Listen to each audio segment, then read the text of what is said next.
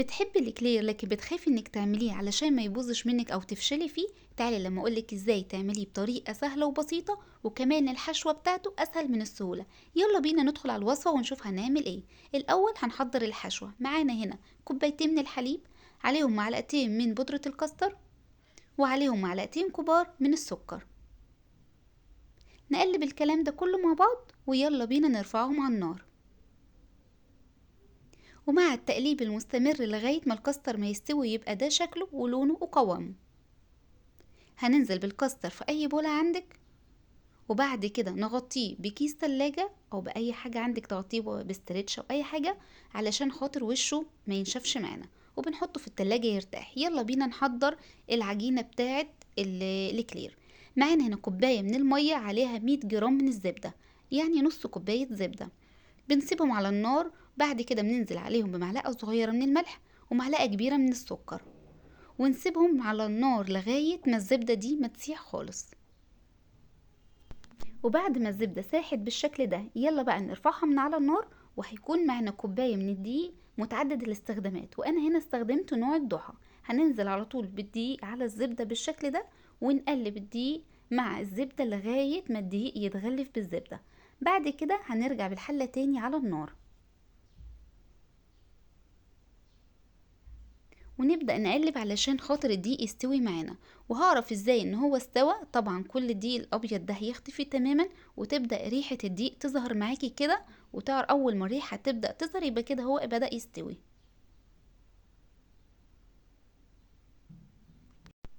يعني بفضل اقلب في الدقيق لمدة 5 دقايق كده على نار هادية طبعا. بعد كده برفعه من على النار وبنزل بيه في طبق كده، وهبدأ بالمضرب اضرب العجينة دي علشان تبرد من السخونة اللي فيها.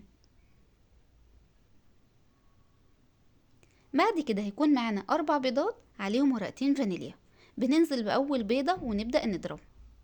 وطبعا هتلاحظوا ان العجينة متفرولة، لكن ده عادي، كل ما بننزل ببيضة كل ما العجينة بتتلم معانا. هنا نزلت بتاني بيضة، وأثناء ما أنا شغالة بالمضرب بنزل بالبيض. بعد ما نزلت بتاني بيضة يلا بينا ننزل بالتالتة. ولو كان حجم البيض كبير ممكن تستكفي ب3 بيضات، ولو العجينة كمان بقت شكلها ناعم جدا وسايلة كده ما تحسهاش ان هي متقطعة. يعني بصوا انا بعد ما حطيت التالتة شوفوا شكل العجينة هيبقى عامل ازاي.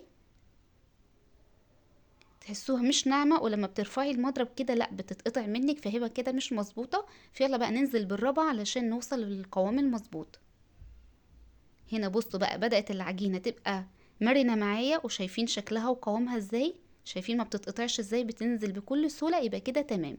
يلا بقى نجيب كيس حلواني وهنستخدم القمع ده. بعد ما عبينا العجينة بتاعتنا في الكيس الحلواني يلا بقى نجيب الصينية من غير ما ندهنها اي حاجة. يلا بقى نبدأ نشكل، وشايفين شكل الكلير ازاي تحفة. وطبعا في الوقت ده بنكون مسخنين الفرن على درجة حرارة 200.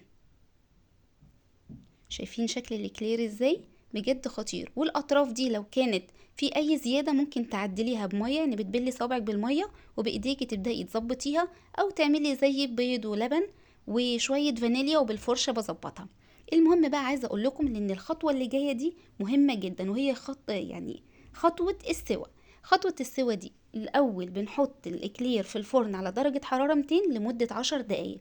بعد 10 دقايق بنهدي الفرن ل 180 درجة الحرارة، يعني أول 10 دقايق 200، بعد كده بنهدي الفرن على 180.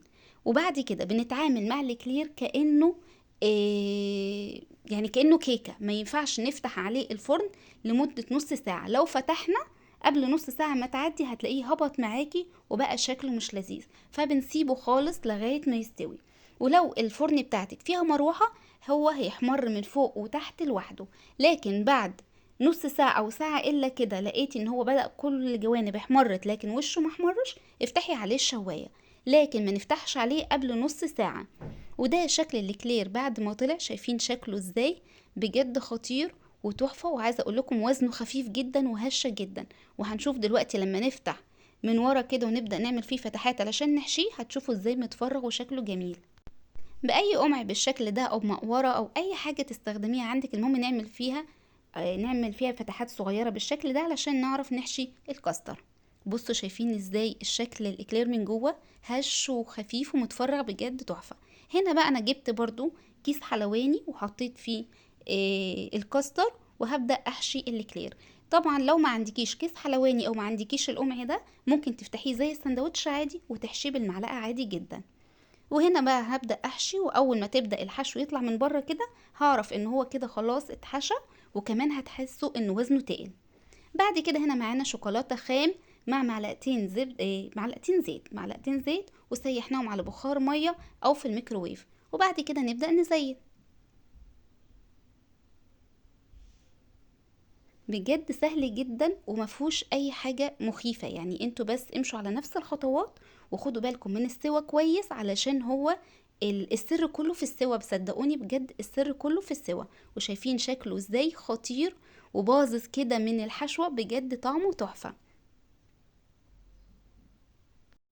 وده بقى كان فيديو النهاردة. لو عجبكم ياريت لايك كتير وشير كتير، وما تنسونيش في كومنتاتكم الحلوة، واستنوني في وصفات جاية كتير. باي باي.